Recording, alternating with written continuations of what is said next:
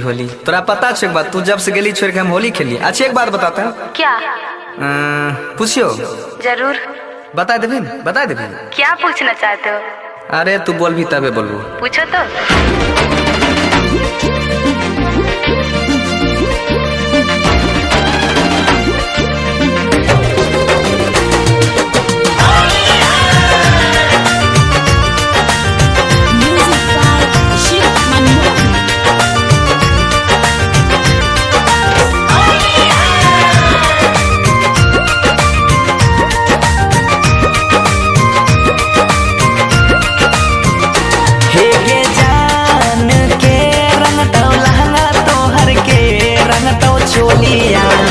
के कारा से खेला में तू होलिया गे जान, हे गई जान के रंग तो लहंगा तो हर के रंग तो चोलिया।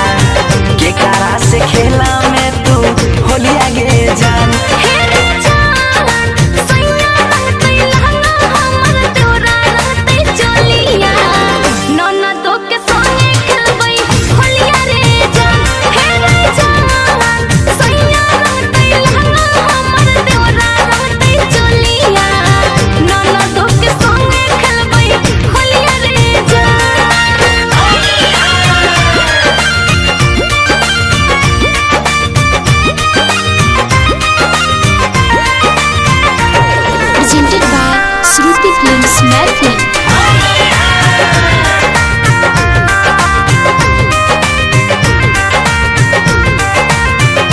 हे गई जान कौन रंग यो वीर रहतो, कौन रंग के सरिया के कर रहतो पीछा करिया गे जान।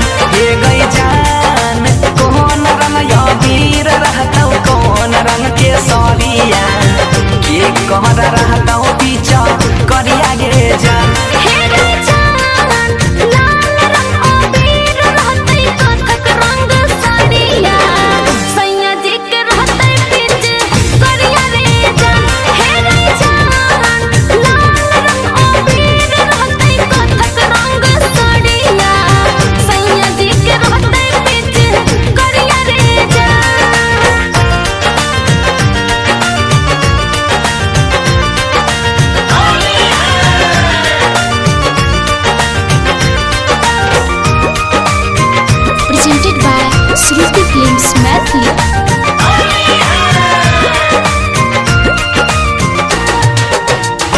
हे गई जान कौन तेल में पुआ छक में, कौन तेल में पूरिया के कारा खिलई में अपना हाथ से गई जान।